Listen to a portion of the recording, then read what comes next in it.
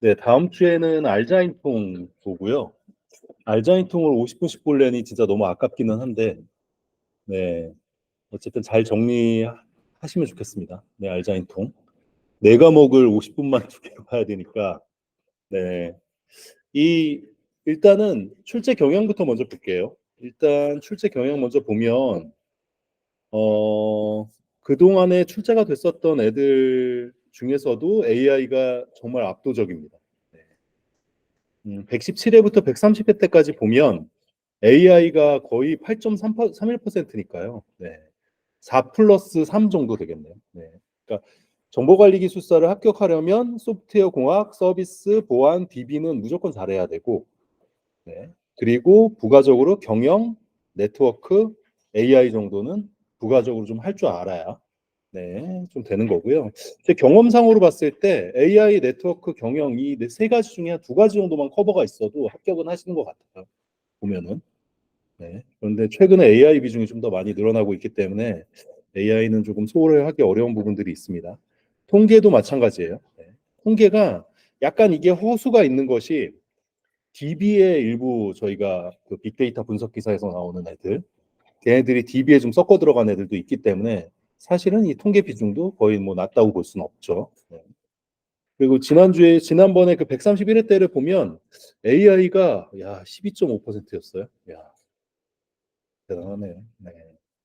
확실히 뭔가 AI가 많이 기술들이 많이 젠 AI라고 하는 생성형 AI가 부각되면서 뭐 챗GPT라든지 아까 보여드린 그 구글의 제모나이였나요? 네. 그런 것들까지 포함해서 사실 지금 최근에 이런 생성형 AI들이 굉장히 좀 부각되는 그런 시기가 좀 있는 것 같습니다. 이따가 좀 간단하게 설명드리고 자료구조 알고리즘도 한 문제씩 출제가 됐고 통계도 한 문제 출제됐습니다. 네. 컴시응은 섬시응도 상대적으로 좀 높죠 AI가. 네. 그리고 지난번에 AI 통계 알고리즘 뭐 자료구조 알고리즘 같은 경우에는 봤을 때 상대적으로 낮고 AI가 또 여기도 높습니다. 그래서 앞으로는 AI가 이걸 뭐 어떻게 빼놓고 생각할 수 없는 상황들이 좀 올 것 같고요. 어제 저희 뭐 서상인 교수님 따로 해가지고 이 AI 특강하신 거 혹시 다 들으셨나요? 못 들었어요? 다? 들으신 분? 뭐야? 한 분도 없었어요? 예. 다음 주에 서상인 교수님 AI 특강을 해주셔도 괜찮겠네요. 이게 웬일이야 세상에. 그 통계 특강하는 거는 좀 많이 들으셨죠? 그렇죠? 통계 특강하신 거. 예.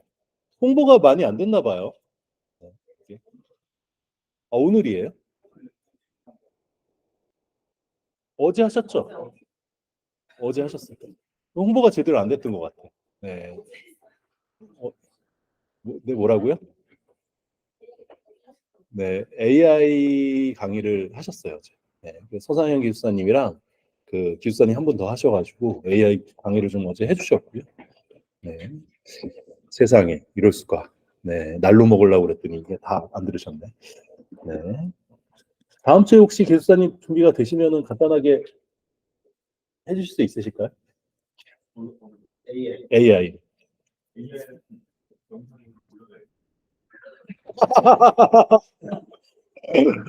네, 네. 하기가 싫으시. 알겠습니다. 네, 네, 네, 네, 네. 영상이 따로 올라갔다고 하니까요. 영상으로 확인을 하시면 될 것 같아요. 네. 제가 지금 저희가 핵심 강의라는 이름으로 사실 이 시간이 있기는 하잖아요. 그런데 이 시간에 모든 개념을 다 설명을 할 수가 없어요. 오히려 빠르게 하나하나 개념들을 다 설명하다 보면 중요한 걸 놓치게 되는 경우들이 있어서 보면은 그 저런 어떤 특강들, AI 특강들, 이훈석 기술사님 또 특강이 또 따로 있거든요. 그건 AI의 기본을 좀 익히실 때 머신러닝이랑 딥러닝 그쪽을 보실 때 이제 이훈석 기술사님 거 보시고 AI 지금 특강을 좀 올리셨다고 하니까 한번 같이 보시면 좋을 것 같습니다. 네. 자, 이렇게 중요하다 일단 그 얘기를 좀 드리고 그러면 어떤 문제들이 그동안 좀 출제가 됐었는지 좀 보는 게 좋겠어요. 네. 이게 제가 항상 말씀드리지만 정보관리기술사는 출제 범위가 정해져 있습니다. 네. 기출 문제예요. 기출 문제에서 한 70%가 나오고 우리가 모르는 한 30%, 옆에 계신 나도 모르고 기술사들도 모르고 멘토들도 모르는 약간 그런 거에서 한 30% 나오니까 일단은 기출 문제를 확실하게 하시는 게 중요하고요. 머신러닝과 딥러닝의 차이. 머신러닝이 좀 더 큰 개념이죠. 그 안에 이제 딥러닝이라는 게 있고, 딥러닝이라는 거는 우리가 알고 있는 뉴럴 네트워크를 겹층으로 쌓아서 심층신경망이 이제 발전을 해서 나온 것들이고, CNN, RNN 뭐 이런 기술들이 있습니다. 그리고 보면은 윤리적으로 다루어야 할 내용들 뭐 이런 것들이 있고, 데이터셋의 품질 확보, 파운데이션 모델의 개념의 특징. 네. 이 파운데이션 모델이 사실 그런 거라고 생각하시면 될 거예요. 챗GPT가 API 같은 걸 가지고 뭔가 제공을 하고 있잖아요. 서비스를. 그럼 그걸 가지고 제가 그 명칭이 생각이 안 나는데, 전에 말씀드렸던 것처럼 국내의 이제 기업들이나 이걸 서비스화 시키는 기업들이 또 있는 거예요.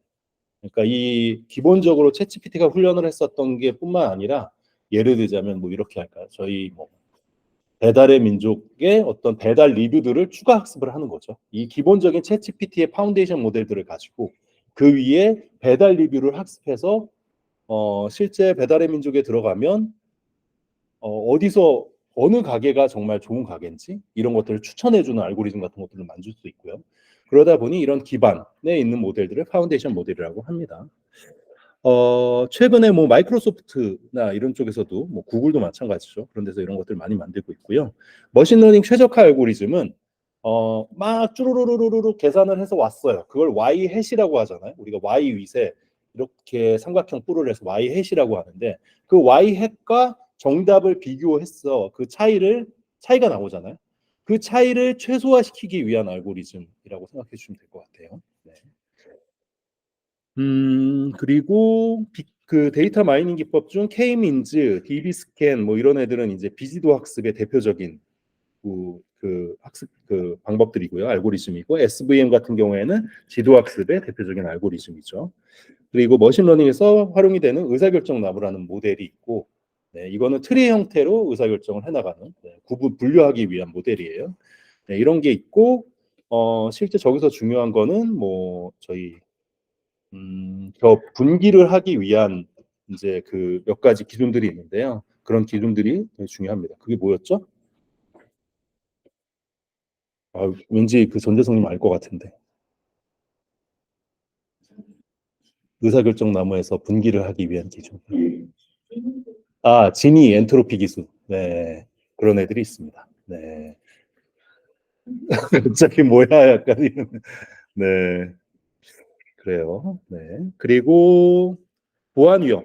그래서 저희가 그때 적대적 공격 막 이런 거 얘기했었잖아요. 제가 이거는 시즌 1 때도 출제했었던 기억이 나는데, 이런 보안 위협들에 대한 대응, 그리고 실제 단계 영역 그 감리를 하기 위한, 품질 보증하기 위한 감리 단계 이런 것들이 있고요. 그리고 3대 윤리에 관련된 3대 기본 원칙 10대 핵심 요건, 이것도 아마 제가 출제했던 게 기억나요. K-민즈 클러스터링, DB스캔, 딥뷰, 기계학습 모델링의 모델옵스, 네, 이거를 이제 기업 내에 도입하기 위한 거죠. 그래서 약간 데브옵스, 약간 이런 것들을 이제 AI옵스나 아니면 모델옵스 이런 형태로 발전시켜 나가는 거고, 인공지능 학습용 데이터 품질, 그리고 귀납적 사고, 네, 그리고 연합학습, 네, 이거는 이제 그 개인 정보를 보호하면서 이제 학습하기 위한 부분이고요. 모델 학습이 나왔었고, SVM이 2번 출제됐네요. 과적합 발생 이유와 해결 방안, 네, 온디바이스 AI, 메타 휴리틱스, SNN, 의사결정 나무의 진위 기수, 엔트로피 기수가 지수가 여기 있네요. 네. 그래서 분기하기 위한 그런 부분들이고요. 네.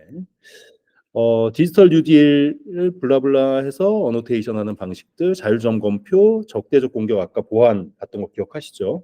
인공지능은 자연어 처리 인베딩 기술, 자연어 처리 인베딩 기술들이 몇 가지가 있는데, 그런 기술적인 측면들, 윤리의 필요성 정도.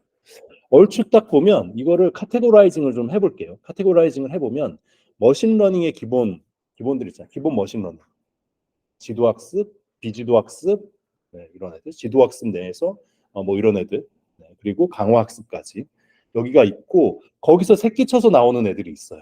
네, SVM은 지도학습일까요? 비지도학습일까요? 지도학습이잖아요, 그렇죠? 그리고 또 지도학습 알고리즘에 아까 의사결정 나우 트리 같은 경우도, 네, 지도학습 중에 하나이고요. 이거는 정답이 정해져 있는 상태에서 분류를 하거나 예측을 하거나 하기 위한, 네, 이런 모델들이고, 그리고 이제 비지도 학습은 아까 보셨던 이제 위에 좀 나왔었던 애들 쭉 있잖아요. K-민즈 알고리즘이라든지 그리고 뭐 덴드로그램 뭐 아까 나온 게 또 뭐 있었나요? 네. DB 스캔 이런 애들이 이제 비지도 학습에 새끼를 쳐서 나오는 애들이에요. 강화 학습에 관련된 내용도 이제 있고요. 그렇게 해서 크게는 머신러닝이라는 게 있고 지도 학습, 비지도 학습, 지도 학습, 비지도 학습, 강화 학습 세 가지로 나뉘고 이러건 얘네들은 이제 알고리즘이잖아요. 주로 쓰는 알고리즘들이고 그 안에 이제 새끼 쳐서 나오는 애들까지 물어본 거예요, 지금. 네. 거기서 대표적인 애들, SVM, 의사결정 나무 뭐 이런 애들. 그걸 물어봤고 그리고 그 다음에 한 꼭지가 거기서 쭉 지도학습에서 나오는 딥러닝으로 넘어가는 애들이 있어요. 딥러닝. 네, 딥러닝은 제일 처음 나오는 애들. 제일 기본적으로 아셔야 되는 게 일단은 신경망을 아셔야 돼요. 그래서 단층 퍼셉트론부터 시작하잖아요. 네, 그 구조부터가 딥러닝의 시작이라고 생각하시면 돼요. 단층 퍼셉트론이 나오고 그럼 단층 퍼셉트론은 저희가 그 은닉층이 한 개잖아요. 네, 그래서 입력을 하는 것들이 있고 은닉층이 있고 그리고 출력층이 있는 것까지 네. 그렇게 그래서 그 기본 신경망의 구조 아마 이거 시험에 그때 나왔었던 거 기억하고 그래서 그런 노드 가중치 그리고 그거를 하기 위한 그 가중치를 좀 보정하기 위한 바이어스까지 네. 그리고 플러스 이 노드에서 값을 넘겨주기 위한 함수들이 존재하죠. 그 함수가 활성화 함수, 네, 액티베이션 펑션이라고 부르는 활성화 함수가 있고요. 그 활성화 함수의 종류들, 네, 이게 시험에 한번 나왔었는데 최근에는 출제가 되지 않았어요. 그 활성화 함수의 종류들이 또 존재를 하게 되는데, 뭐 계단, 뭐 이런 유형들이 일단은 있고 가장 유명한 거는 뭐가 있을까요? 시그모이드, 네, 또 렐루, 네, 리키렐루 이런 애들이 있죠. 특히나 시그모이드 같은 이런 함수를 쓰게 되니까 우리가 발생하는 문제점들이 있어요. 이게 뭐죠? 네, 기울기 소실 같은 문제가 발생하기 때문에 이제 리키 렐루나 이런 애들이 이제 들어 나오게 된 거죠. 그래서 활성화 함수 이런 한 꼭지가 있는 겁니다. 기본적으로. 네. 그런 꼭지가 있고 그 다음에 이제 그 값이 나오게 되면 아까 말씀드린 대로 정답과 그리고 예측값과 정답값을 비교해 가지고 이걸 최적화시켜 나가기 위한 최적화 알고리즘들이 또 존재해요. 네. 그게 이제 나오는 몇 가지 함수들이 거기 있죠. 시험에도 이제 그게 최적화 함수 종류들에 대해서 얘기해 봐라. 뭐 아담 뭐 이런 애들 혹시 기억하시는지 모르겠는데 네. 그런 애들을 한 꼭지 지금 이 뿌리로 가지고 좀 정리를 한번 하셔야 됩니다. 네. 그리고 제가 아까 머신러닝에서 한 가지를 조금 까먹기는 했는데 머신러닝 크게 데이터, 모델, 그리고 나머지 하나가 평가로 이루어져요. 네. 평가, 머신러닝을 평가하기 위한 그런 것들이죠. 대표적인 게 혼돈 행렬이라고 해서 컴퓨전 매트릭스가 있고 컴퓨전 매트릭스 안에 크게 프리시전, 리콜 이런 애들이 있어요. 네. 그래서 그 외에도 그 안에 뭐 에로시 커브 뭐 이런 애들 있잖아요. 걔네들도 다 알고 계셔야 합니다. 시험에 다 나왔었고. 네. 그런 애들로 크게 데이터, 모델, 평가 이 세 가지로 머신러닝을 좀 정리하면 좋을 것 같고 딥러닝 하다 말았는데 아까 딥러닝은 시작이 제가 단층 퍼셉트론이라고 했잖아요. 단층 퍼셉트론이 XOR 문제를 풀 수가 없기 때문에 나온 게 이제 깊은 신경망들이 나오기 시작한 거죠. 다층 퍼셉트론이 나와서 XOR 문제가 해결이 됐고요. 그렇게 해서 신경망이 발전을 했고 특히나 이미지 인식에 특화돼서 나온 네, 알고리즘이죠. 컨볼루션 뉴럴 네트워크라는 게 있어요. 뉴럴 네트워크잖아요. 그렇죠? 신경망이에요. 네, 컨볼루션 연산을 하게 되는 그 뉴럴 네트워크가 있고 걔는 우리가 그 하는 그 뭐죠? 필터라고 하는 그 네모가 이미지를 이렇게 계속 옆으로 움직이면서 슬라이딩 해가면서 움직이면서 사실 특징을 추출해야 되는 겁니다. 네, 컨볼루션 연산을 통해서 특징을 추출하고 그 다음에 대표값으로 다시 차원을 줄이는 것들을 해요. 그 대표값을 줄이는 행위를 차원 축소. 뭐죠? 여기 네? 뭐라고요? 네? 차원 축소라는 게 좀 헷갈리신가요? 대표값을 추출하는 거 있잖아요. 나오면. 네. 풀링.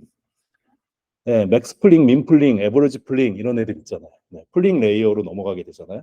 그래서 이 과정들을 계속 반복을 하고 마지막에는 이제 이 배열로 나오게 되고 그 배열로 나온 게 이제 신경망에 들어가서 이미지 인식을 하게 되고요. 이거와는 다르게 약간 시퀀셜한 순서가 있는 것들을 학습해 가지고 나오는 RNN이라는 게 또 있습니다. RNN은 특징이 기본적으로 출력값이 그 다음 레이어의 입력값으로 들어가는 게 사실 그 특징이죠. 그런데 이 RNN 같은 경우에는 이게 앞에 중요한 우리가 얘기했었던 어떤 그런 이미지들을 이미지가 아니죠. 음성이나 중요한 키워드들을 까먹는 장기 의존성 문제들이 생기게 돼요. 그래서 선택적으로 내가 기억해야 될 것과 기억하지 말아야 될 것들을 이제 포각 게이트나 인풋 게이트 이런 게이트들을 통해서 기억하는 뭐가 있죠? 네, LSTM이 나오게 됩니다. 네. 이게 그 지금 우리 하고 있는 나중에 트랜스포머 모델까지 이게 쭉 발전돼가는 과정. 처음에는 이 언어를 인지하기 위해서 실제 자연 언어를 처리하기 위해서 RNN이나 이런 LSTM을 이제 실제 쓰는 거예요. 그리고 우리가 얘기하는 그 어텐션 알고리즘 안에도 이 LSTM이 들어가 있습니다. 네. 그렇게 이제 LSTM까지 이렇게 발전을 하게 되고요. 그래서 딥러닝은 기본적으로는 이제 그 정도 선까지 아시면 될 것 같아요. 그래서 이게 기본적인 거 하나. 네. 네. 머리 아픈데 기본적인 거라고 약간 이럴 텐데 다시 한번 정리해드리면 크게는 머신러닝, 딥러닝, 머신러닝 안에 딥러닝이 있는 거잖아요, 그렇죠? 네. 머신러닝의 크게 유형들이 있는데 유형 크게 지도학습 비지도 이렇게 나눠 있고요. 머신러닝은 크게 데이터, 모델, 평가로 나뉘어진다. 데이터는 학습용 데이터냐 이게 평가형 데이터냐 아니면 밸리데이션 데이터냐에 따라서 이제 나눠지게 되는 것들이 있고요. 모델은 아까 지도학습 비지도 그리고 강화학습 이렇게 모델이 나눠지고 평가는 아까 컨퓨전 매트릭스로 나눠지는 애들 그리고 머신러닝에 실제 아까 하나 쭉 떼지면 딥러닝이 나오는데 딥러닝은 퍼셉트론으로 시작한다. 단층 퍼셉트론. 얘의 종류는 뭐 노드, 가중치 이런 애들로 구성되어 있고 활성화 함수가 값을 넘겨준다. 네. 그리고 나서 얘가 이제 XOR 문제들이 있기 때문에 다층 퍼셉트론으로 발전이 되게 되고 다층 퍼셉트론으로 인해서 이제 딥러닝이 시작이 되게 되죠. 그렇게 나온 게 이제 CNN, RNN이 나오게 되고요. 네, 여기까지가 이제 그 기본적인 거예요. 그래서 약간 지금 최근에 나온 거 보면 이 기본적인 것들에서 출제가 되는 애들이 있어요. 아까 우리가 봤었던 K-민즈, 뭐 딥러닝, 머신러닝의 차이 얘기해봐라, 뭐 최적화 알고리즘 얘기해보세요. 이런 것들이 다 제가 얘기한 이 기본적인 범위 내에서 지금 다 나오고 있는 애들이에요. 요 한 꼭지가 있고 두 번째 꼭지는 윤리랑 보안이에요. 네. 그래서 뭐 인공지능 윤리 점검표, 뭐 윤리를 하기 위해서 뭐가 좋아야 되는지 뭐 이런 애들 얘는 이 기출 기반으로 외워두시면 될 것 같아요. 정리를 한번 하시면 될 것 같아요. 윤리 그리고 이제 아까 적대적 기반으로 한 공격을 기반으로 한 이 보안 위협들이 있었잖아요. 네 가지인가가 있고 그리고 그것들을 깨기 위한 그러니까 방어하기 위한 또 기법들이 제가 그때 문제를 낸 게 있어요. 주간모의고사 때. 그 보안이라는 게 하나가 있습니다. 네, 그러면 기본, 윤리, 보안까지 되면 대부분 얼추 카테고라이징이 된 것 같은데 여기서 추가적으로 조금만 더 확장을 좀 시켜보면 두 가지가 더 있을 것 같은데 이제 기업 내에서의 활용으로 저는 좀 정의하고 싶어요. 그러니까 인공지능의 활용. 네. 인공지능 실제 활용을 하다 보니 데이터의 품질 관리가 굉장히 중요한 거죠. 왜 그런지 학습하는 결국은 그 데이터를 가지고 하게 되니까. 그래서 인공지능의 실제 데이터를 어떻게 하면 잘 품질 관리를 할 것인지에 대한 부분들이 하나가 나오게 되고요. 그리고 기업 내에서 이 인공지능 전체를 품질 관리하고 그 다음에 실제 이런 부분들을 결국에는 뭔가 자동화시키기 위한 최근에는 뭐 모델옵스 아까 보셨잖아요. 모델옵스 뭐 이런 게 나온 것처럼 최근에는 AI, AAS 뭐 이런 애들도 있고요. 그래서 사실 이걸 서비스 형태로 기업 내에서 이걸 활용하기 위한 부분들까지 발전을 했고 실제 이런 것들을 구축하게 되면 아까 감리 나왔잖아요. 네, 인공지능 감리 어떻게 할 건지 그리고 뭐 인공지능이랑 데이터 분석이랑 합쳐서 이걸 운영을 어떻게 할 건지에 대한 부분으로 이렇게 나눠집니다. 그래서 지금 제가 정말 빠르게 얘기를 했지만 이 기출은 사실 요 정도 범위가 될 것 같고요. 여기서 하나만 조금 뭐 더 하면은 최근에 이제 트렌드 정도로 넘어갈 수 있을 것 같은데 최근에는 자연어 처리가 거의 LMM을 위시한 자연어 처리가 거의 뭐 다라고 말씀 주시면 될 것 같고 특히나 LMM이라고 하면 라지 랭귀지 모델을 얘기하는 거예요. 네. 그래서 가장 중요한 게 뭐 GPT나 버트 이런 애들이 나왔잖아요. 근데 그 앞전으로 넘어가 보면 자연어 처리하기 위한 게 어텐션 알고리즘 나오고 트랜스포머 나오고 그 다음에 이 트랜스포머를 기반으로 해서 버트나 GPT 이런 애들이 나온 거거든요. 네. 그래서 얘네들이 지금 발전을 했고 얘네들이 나와서 파운데이션 모델이 되고 이거를 서비스화해서 활용할 수 있는 데까지 왔고 이게 이제 자연어 처리로 자연어를 생성하고 뭐 이런 것들에서 끝나는 것이 아니라 지금 단계는 이제 이미지를 만들고 그렇죠 아까 보여드렸죠 이미지를 인식하고 이미지를 만들어내고 혹은 아니면 말을 만들고 이러는 생성형 AI의 시대로 이제 넘어가게 이런 기반 기술들을 가지고 다시 한번 좀 정리해서 말씀드리면 AI 다 했어요 이제 다 했고 이게 다라고 약간 이렇게 생각하실 수 있을 텐데 네. 기본 있었잖아요 기본 네. 기본적인 부분이랑 그리고 윤리, 보안, 활용 측면에서 보면 이제 데이터 품질 관리, 인공지능 데이터 품질 관리, 그리고 AI 이런 어떤 모델 옵스나 이런 것들 활용하기 위한 그리고 뭐 감리까지도 볼 수 있을 것 같고요. 최근 트렌드는 이제 LMM 모델이라고 하는 초대규모 모델이라는 게 나오면서 근데 그 초대규모 모델이라는 게 그 뿌리가 뭐냐라고 하면 트랜스포머 어텐션 알고리즘으로 들어가거든요. 제가 이건 나중에 시간 되면 한번 설명드릴게요. 이렇게 알고리즘이 들어가고 얘네가 결국 생성형 AI로 발전되게 되면서 이제 최근에 나오는 생성형 AI, 보편적인 생성형 AI까지 나오는 이런 부분들을 봐주시면 될 것 같습니다. 제가 그래서 인공지능은 이 정도가 될 것 같고요. 토픽 목록으로 보면 여기 노란색으로 표시한 게 다 제가 다 만들어 놨던 애예요. 기계학습 저희 봤잖아요. 기계학습 안에는 지도, 비지도, 강화학습이 있어요. 그리고 신경망도 사실은 기계학습 안에 들어가는 거죠. 네. 그런데 딥러닝이라고 얘기하는 애는 아까 말씀드린 것처럼 퍼셉트론부터 시작을 해요. 퍼셉트론이라는 건 신경망인데 저희가 구성이 입력, 음릭 그리고 출력층. 그런데 음릭층이 하나인 거를 단층 퍼셉트론이라고 하죠. 네. 그래서 이 퍼셉트론의 구조가 어떻게 이루어져 있는지도 좀 아시면 좋을 것 같고요. 그래서 XOR 표현이 불가능하기 때문에 다층 퍼셉트론 딥러닝 소위 얘기해서 나오게 된 거예요. 여기 딥러닝 여기 잘 안 보이시죠? 네, 딥러닝이 나오게 된 거고요. 네. 요 파라미터는 우리가 그 노드와 노드가 있으면 다음 노드로 넘어갈 때 W로 곱하잖아요. 가중치 웨이트라고 하는데 그걸 파라미터라고 합니다. 그래서 우리 보면은 뭐 GPT 초대 규모 모델은 뭐 몇 조 뭐 파라미터가 존재한다고 이러잖아요. 그게 그 가중치가 몇 조개가 있는 거예요. 뭔가 값이 들어가면. 그러니까 훨씬 더 정교하게 학습하고 할 수가 있는 거죠. 그리고 하이퍼 파라미터라는 게 있는데 하이퍼 파라미터는 전에 혹시 기억하시는지 모르겠는데 이 파라미터는 우리가 가중치라는 건 결국에는 뭔가 막 학습을 하다 보면 마지막에 예측값이 나오잖아요. 그럼 그 예측값이랑 원래 값을 비교해서 그 차이가 나오게 되잖아요. 그 차이를 최소화해서 가중치를 다시 업데이트 쳐준다고 했죠. 네. 그래서 결국에 마지막에 가면 그 가중치가 최적화돼서 가게 되는데 최적화 알고리즘 통해서 가게 되는데 이거는 사실 자동으로 되는 거잖아요. 네. 자동으로 학습을 하면서 정답이랑 비교해서 이 손실을 최소화하는 것도 하는 방향으로 이제 자동 학습을 하게 되는데 저 하이퍼 파라미터라는 건 사람이 설정하는 값이라고 생각하시면 될 것 같아요. 네. 예를 들자면 신경망의 개수 어느 정도 레이어를 몇 개나 할 건지 신경망의 레이어를 몇 개나 할 건지 혹은 아니면 아까 그 최적화 알고리즘이 있다고 말씀드렸죠. 최적화 알고리즘은 뭘 쓸 건지 네.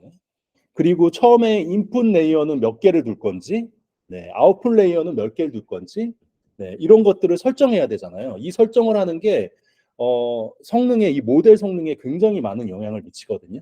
네. 그게 하이퍼 파라미터입니다. 근데 그 중에서도 하이퍼 파라미터를 튜닝하는 기법들이 몇 가지가 있어요. 그게 그리드, 랜덤, 베이지안 최적화 이런 방법들입니다. 예, 시험에 나왔기 때문에 말씀드려요.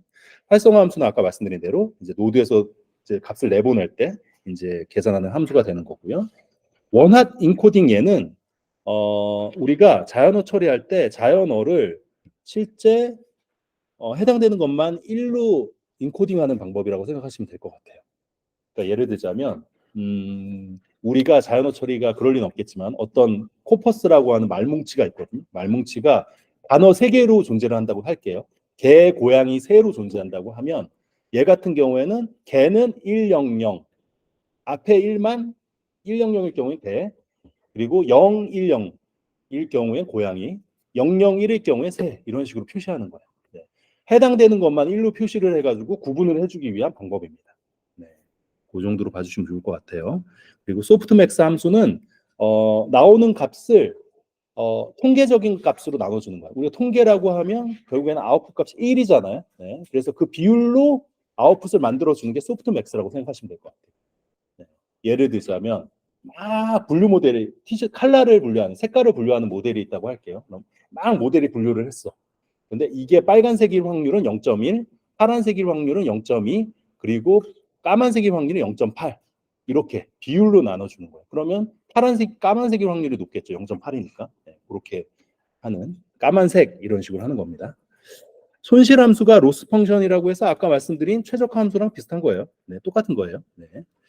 그리고 학습률은 이제 그거를 어느 정도의 크기로 이제 학습할지 스텝 사이즈를 정하는 부분들이고, 경사가 값도 마찬가지로 그 최적화 함수입니다. 역전파가 가중치 업데이트 치는 거고, 우리가 심층신경망의 역전파 알고리즘을 가지고 계속 가중치를 치다 보면 맨 앞쪽에서는 이제 기울기가 소실되는 현상이 발생하게 되는데, 그때 발생하는 게 기울기 소실 문제이고요.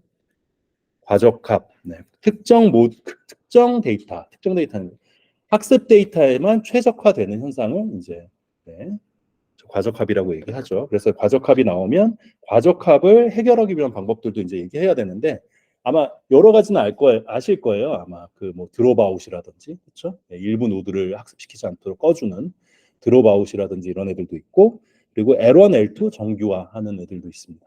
네. 그리고 얼리스탑처럼 훈련을 몇 번 하다가 그냥 더 이상 나아지지 않으면 훈련을 그냥 멈춰버리는 것들도 있어요. 네, 그리고 아까 딥러닝에서 아까 퍼셉트론에서 발전한 애들 CNN, RNN, LSTM, 서포트 벡터 머신은 위에죠. 딥러닝이라기보다는 지도학습에 대한 지금 이 모델들이 나오고 있네요. 서포트 벡터 머신은 이제 하이퍼 그걸 가지고 마진이 최대화되는 그 점을 찾는 거죠. KNN 같은 경우는 K민즈랑 비교하는 문제들이 많이 나옵니다. 얘는 주변 데이터들을 보고 걔가 어떤 애인지를 찾아내는 거예요. 네. 예를 들자면 제 주변에 파란색이 많다고 하면 얘는 파란색 이렇게 지정을 하는 겁니다. 그런데 얘도 이제 마찬가지로 K라고 하는 그 숫자를 처음에 정하게 돼요. 네. 그리고 군집 분석, K민즈, 뭐 EM 클러스터링, DB 스캔 아까 다 나왔던 거 혹시 기억하시죠? 얘네들은 다 지도 학습이에요. 네. 그리고 잠재 변수 모델, 네. 변수를 초기에 지정하지 않은 잠재 변수 모델들이 있는데 차원 축소 중에서 PCA, LDA 뭐 이런 애들 굉장히 중요합니다. 차원을 축소하는 모델들. 나올 때가 된 것 같아요. PCA는 차원 축소 모델들. 준지도 학습 때 좀 보시고 큐러닝, 뭐 강화 학습도 그냥 한번 살펴보시면 될 것 같아요. 출제가 됐었던 문제 위주로. 그리고 AI를 활용하는 측면에서 전위 학습, 뭐 지식 증류, 제로샷, 원샷, 피우샷 뭐 이런 애들이 있습니다. 네. 그래서 제가 아까 그 기기 학습에 데이터가 굉장히 중요하다고 했는데, 그 데이터를 어떻게 처리하느냐에 따라서 이런 어떤 제가 데이터라는 항목으로 별도로 카테고라이징을 해놨어요. 그래서 데이터를 레이블링해야 정답이 어떤 거라는 걸 알 수 있기 때문에 레이블링이 있고요. 클래스 불균형은 저희가 개와 고양이 이렇게 나눠야 되는데, 개의 데이터는 굉장히 많은데 고양이의 데이터는 일부만 존재하면 얘가 분류가 잘 안 되잖아요. 학습을 할 때 개만 가지고 학습을 하게 되니까. 그래서 이런 불균형을 실제 이 불균형 자체를 뭔가 이거를 해소하는 방법들이 있습니다. 그래서 리스크레잉하는 방법으로 과대 표집, 과소 표집, 인계값 이런 방법들이 있고요. 그래서 데이터 관점에서 어떤 처리들을 해줘야 되는지 한번 쭉 보시면 좋을 것 같고요. 모델 평가 아까 말씀드린 대로 굉장히 중요합니다. 여기. 그래서 교차 검증, 크로스 밸리데이션이라고 하는 교차 검증, 혼동 행렬, 정밀도, 재현율, F1 스코어 여기까지는 기본이죠. 프리시전 리콜 커브 뭐 이런 애들. 봐주시면 좋을 것 같고, 그 다음은 이제 이미지 인식 알고리즘으로 넘어가요. CNN에 발전된 RCNN 이런 애들, 욜로, 딥뷰, 패턴 인식, 여기서부터가 약간 응용이라고 생각하시면 될 것 같아요. 네. 이런 애들이 좀 나오고요. 자연어 처리가 최근에 많이 떴잖아요. 그렇기 때문에 이 자연어 처리에 관련된 부분을 제가 노란색으로 표시했고요. 기본적으로는 자연어 처리 기술이 뭐가 있는지를 좀 아셔야 하고, 이 어떤 특정 단어, 나문이라는 왕과 남자, 네, 이런 어떤 두 단어가 정말 유사한 어느 정도 유사한지를 유사한 것들을 판단하는 유사도를 평가하는 알고리즘들이 있습니다. 대표적으로 유클리디안 그리고 자카도 코사인 유사도 이런 애들이 단어와 단어 사이의 관계가 정말 얼마나 밀접한지를 보는 애들이에요. 그래서 중요한 거고 TF-IDF는 어느 증거 문서가 저희가 문서를 막 훈련을 하다 보면 그 안에 어떤 단어가 정말 중요한지를 네, 보는 거라고 봐주시면 좋을 것 같아요. 그러면서 이제 드디어 나오는 어텐션 트랜스포머 알고리즘들이 이제 나오게 됩니다. 네, 얘네들을 기반으로 한 초거대 AI 애들이 나오고 챗GPT와 연관돼서 이제 프롬프트 엔지니어링이라는 엔지니어링 기법들이 나오게 되죠. 그래서 질문을 어떻게 던질 것이냐에 대한 부분이죠. 자연어 음성 인식, 생성형 AI까지 나오고 생성형 AI 기술이 뭐냐라고 하면 그 안에 인코더가 나오고 오토 인코더가 나오고 BAE라는 게 나와요. 네. 그래서 여기 이 VA 그렇죠. 오토 인코더에서 조금 더 발전한 게 VA이거든요. 네. 얘가 확률적인 개념을 좀 더 넣은 거예요. 그리고 저희 알고 있는 겐이라는 그 모델 같은 경우가 생성형 AI를 만들어내는 이제 핵심 기술이 됩니다. 그래서 생성형 AI 기술이 뭐야라고 하면 AE, BAE, 그리고 GAE, 겐 이런 애들까지 이제 다 써주셔야 돼요. 네, 우리 그 보편적인 생성형 AI 기술 뭐 이런 애들도 지금 같은 어에 있었으니까. 네. 그리고 협업 필터링은 이제 추천 알고리즘 할 때 이제 나오게 되는 겁니다. 네, 그래서 지난번에 한번 저희도 출제가 좀 됐었던 것 같아요. 그거 말에 이제 AI를 뭔가 운영하고 활용하기 위한 부분입니다. 그래서 AI 콜센터, AI, AAS 이런 애들은 조금 좀 유독 보실 필요가 있을 것 같고요. 그 외에 AI 옵스나 모델 옵스 이런 거는 차이가 뭐가 있는지. 그리고 아까 파운데이션 모델은 그 실제로 GPT나 이런 걸 가지고 와서 도메인 해당되는 어떤 비즈니스에 활용하기 위한 네, 그런 기본적인 모델이라고 말씀드렸어요. 그리고 윤리 이슈에 인공지능 편향, 그리고 인공지능 윤리, 뭐 그리고 보안, 적대적 공격, 뭐 그리고 설명 가능한 AI라고 해서 AI 값이 나오면 실제 이게 왜 이 값이 나왔는지 잘 모르잖아요. 근데 이런 자이 같은 애들을 통해서 왜 이 값이 나왔는지를 이제 밝혀내는 부분들이 있습니다. 그리고 연합학습은 아까 말씀드린 것처럼 뭔가 개인정보를 보호하면서 학습할 수 있는 기술. 그러니까 서버까지 개인정보를 보내지 않고 학습된 가중치만 이제 서버로 보낸다든지 이런 것들이 이제 되는 거고요. 경량화, 온디바이스 AI, 알파고 뭐 이렇게 쭉 나왔습니다. 자, 제가 일단은 쭉 얘기하기는 했지만 일단 노란색 위주로 봐주시면 좋을 것 같고요. 우리가 기본이라고 하는 머신러닝이 있고 네, 머신러닝은 데이터 모델 평가 이렇게 좀 나뉘고 크게 이렇게 갖고 머신러닝 안에서도 얘네들 이제 그럼 데이터가 아까 말씀드렸던 데이터 불균형은 어떻게 처리할 것이며 데이터 학습 데이터 그리고 데이터는 어떻게 이루어져 있고 이런 애들이 이제 한 꼭지로 정리가 돼 있어야 되고요. 그리고 모델은 지도, 비지도, 강화학습 따라서 어떤 것들이 있는지 그리고 빈출하는 애들, SVM 이런 애들 있잖아요. 네, 그런 애들은 얘가 어떻게 작동하는지도 다 알고 계셔야 돼요. BB 스캔 이런 애들, K-민즈 알고리즘 어떻게 작동하는지 알고 계셔야 한다. 네. 강화학습은 상대적으로 좀 중요도가 떨어지긴 하는데 그리고 뭐 워낙 쉬우니까. 네. 그 정도는 이렇게 모델 알고 계셔야 되고 평가 아까 말씀드렸잖아요. 네. 혼동행렬이랑 뭐 그 외에 네, 나오는 애들. F1 스코어 이런 애들 알고 계셔야 되고요. 그러면 끝났으면 딥러닝으로 넘어와서 퍼셉트론 첩부터 다시 시작하는 시. 퍼셉트론, 심층신경망, CNN, RNN, LSTM, 뭐 GRU 이런 식으로 쭉 흘러나오고 딥러닝까지 흘러나오고 네, 걔네들이 좀 있고요. 그리고 여기 뒤에 이제 나오는 생성적 AI, 뭐 AI 운영, 윤리 이슈, 보안 이런 애들을 보완해가지고 네, 해주시는 겁니다. 그런 다음에 이제 최근 기술들을 알아가시는 거예요. 어텐션, 트랜스포머, 그리고 GPT 이런 애들. 네, AI는 그렇게 좀 정리하시면 좋을 것 같아요. 네. 제가 오늘은 통계까지만 하겠습니다. 네. 통계도 보면은 저희가 통계는 그 빅데이터 분석 기사, 그러니까 그 안에 있는 내용이랑 굉장히 겹치는 부분들이 많아요. 실제 빅데이터 분석 기사 보면 그 안에 이제 통계라는 그 챕터가 있고요. 그래서 거기랑 되게 유사한 부분들이 많아서 연결해서 생각하시면 좋을 것 같은데요. 제가 통계는 뭐 항상 말씀드리지만 요 큰 거 가지고 정리를 좀 합니다. 잘 안 보이시네요. 네. 네. 네. 통계는 결국엔 여기 이 왼쪽에 모집단이라는 게 존재하고요. 그래서 이 표본을 추출해서 표본을 분석해서 결국에는 추론 통계를 통해서 모집단을 알아가고자 하는 이 큰 그림이 하나가 있어요. 그래서 우리가 모집단과 표본을 부를 때 이 모집단의 개수는 이제 n개, 이게는 스몰 n개라고 쓰잖아요. 그렇죠? 그리고 모집단의 평균은 뮤라고 부르고요. 여기는 x 바라고 부릅니다. 표본의 평균은 x 바라고 불러요. 1부터 10까지 있는 게 모집단이라고 하면 그 중에 3, 4, 5를 뽑았어. 그러면 얘네 3, 4, 5의 평균이 또 있을 거잖아요. 그럼 걔는 X바라고 부릅니다. 표준 편차를 쓰는 것도 둘 다 시그마라고 부르기는 하지만 얘는 이제 생긴 게 틀려요. 얘는 S라고 이렇게 해서. 근데 자, 그러면 여기서부터 이제 시작할게요. 결국엔 모집단을 다 조사할 수 없어서 그 표본을 추출해 오는데 이거를 어떻게 추출해 올 거야가 이제 표본 추출 방법이에요. 그게 확률적인 방법과 비확률적인 방법이 있어요. 확률적인 방법은 단순, 층화, 계통, 집락 이런 애들이 있고요. 비확률은 편의, 할당, 포커스 그룹 지정하는 거죠. 그냥 네. 이런 애들이 있습니다. 네. 그래서 저 표본 추출 방법은 꼭 잘 알고 계셔야 되고요. 표본을 추출해 왔어. 그러면 이게 어떻게 데이터가 지금 생겼는지를 일단 봐야 되는데 그게 기술 통계. 네. 생겼는지를 보는 거. 그래서 디스크라이티브 스탯이라고 얘기를 합니다.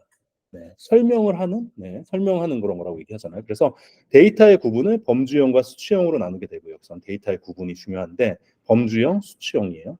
범주형은 약간 그룹핑을 한다고 생각하시면 될 것 같아요. 그래서 명목형과 순서형으로 나누고 순서가 있는 순서형으로 나뉘고요. 수치형은 등간과 비율형으로 나뉩니다. 비율이 있는 애들은 이제 비율까지는 나뉘게 되고요.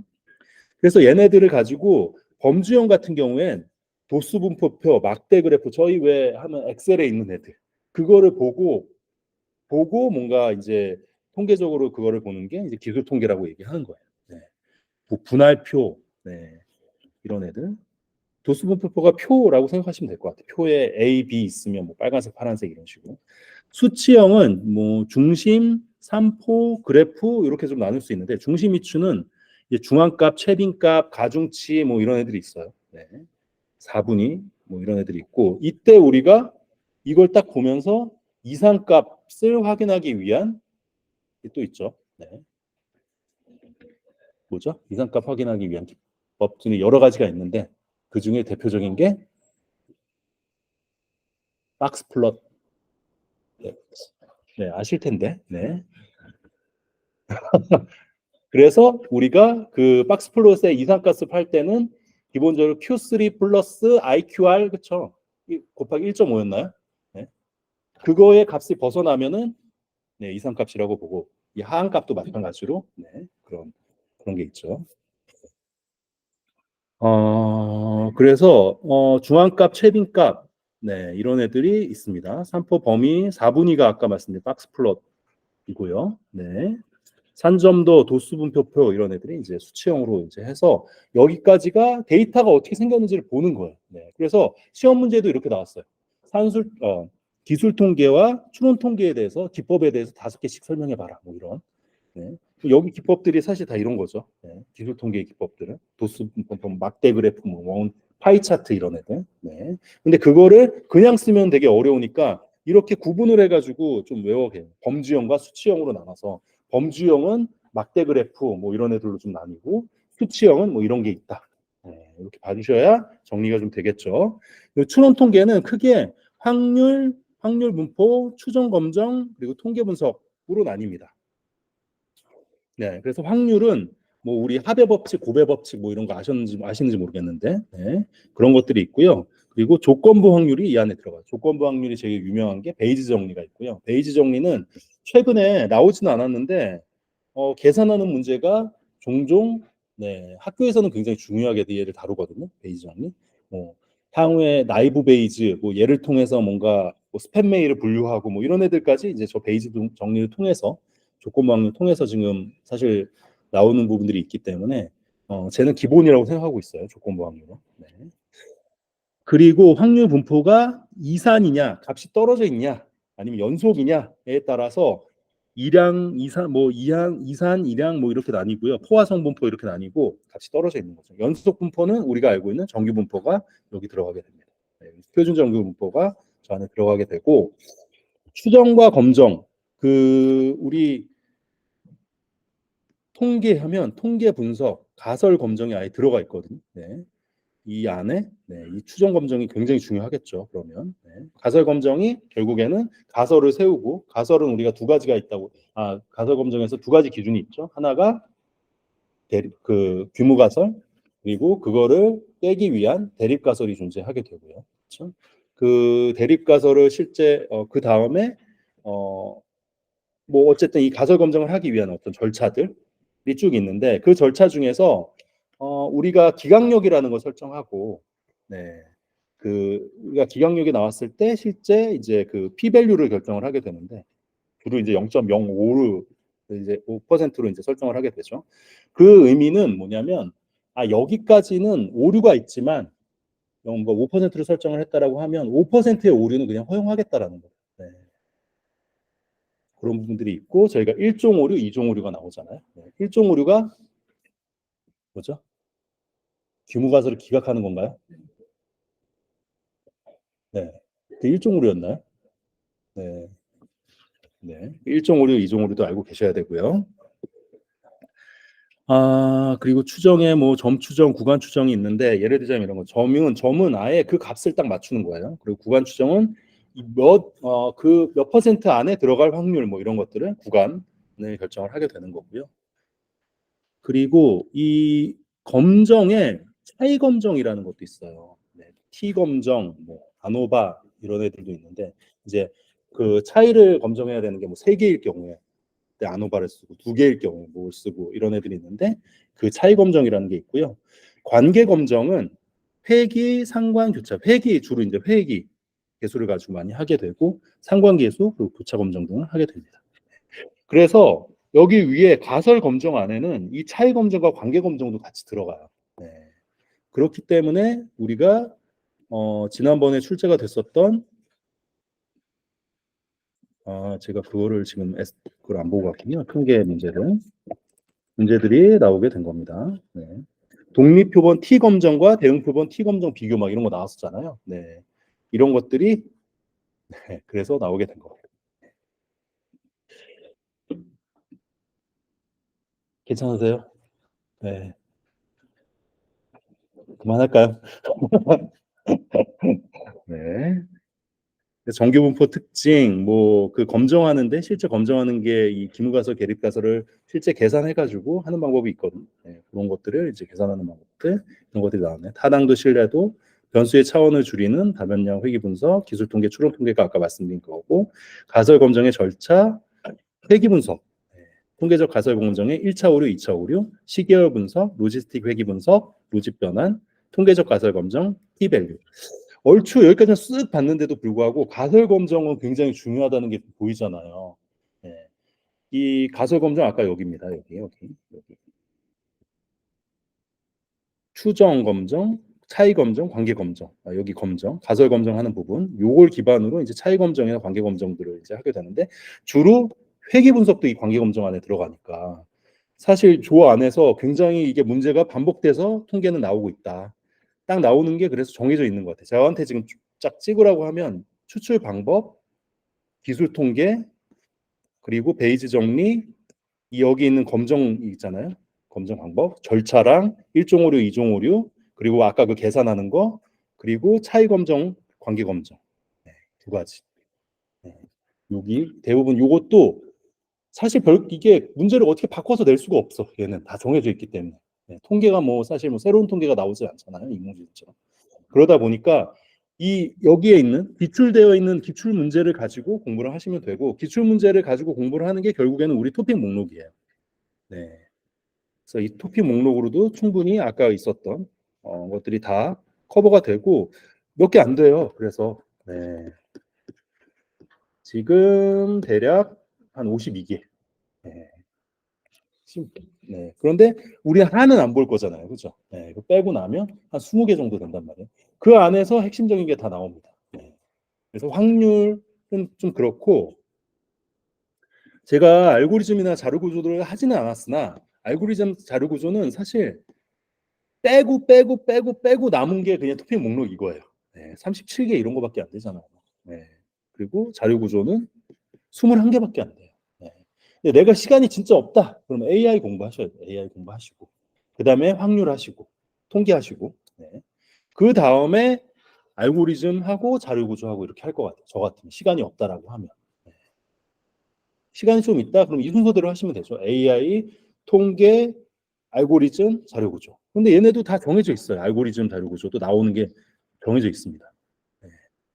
이게 최적화 알고리즘, 기법들 뭐 있는지, 이 정렬은 몇 가지 이 시험에 나온 정렬 기법들이 있거든요. 삽입, 선택 뭐 이런 애들. 네, 걔네들만 하면 되고 퀵 정렬 정도까지. 그리고 해시 테이블 우리 나폴리는 중색이다 이 얘기 있잖아요. 네, 고기 해싸움 해시함수하고 그래프 순회하는 거. 네. 그래서 여기 그래프 넘어가게 되면 최소 신장 트리 그 알고리즘들 있잖아요. 그 정도. 네, 그리고 뭐 에이스타 알고리즘 정도. 그리고 대기응렬 이론 얘는 꼭 알고 계셔야 됩니다. 대기응렬이 중요해요. 노란색으로 표시한 것들은 다 보셨으면 좋겠어요. 자료 구조는 뭐 연속형 뭐 이런 애들 있었잖아요. 네, 걔네들 이진트리 정도 보시고 AVL 네 정도 보시면 될 것 같아요. 선형 비선형 구분해가지고 위에 자료 구조들 구분해가지고 좀 외워두시고. 네. 그리고 저희가 지금 이게 시즌을 하나 처음 하는 시즌이 아니잖아요. 그래서 어느 정도 기반이 되어 있으시기 때문에 시간을 AI에 좀 더 확보하시고 AI 통계. 네. 통계도 근데 나오는 거 제가 지금 몇 가지 다 찍어드렸잖아요. 네. 그 위주로 보시면 좋을 것 같습니다. 네. 자 하고요. 멘토링 순서는 오늘 이 순서대로 진행할게요. 별도로 공지하겠습니다. 네. 지금 20분인데 네, 지금 좀 한 5분 정도 쉬고 자리 이렇게 좀 토토하고 계시면은 네, 시작하도록 하겠습니다. 고생하셨습니다. 네.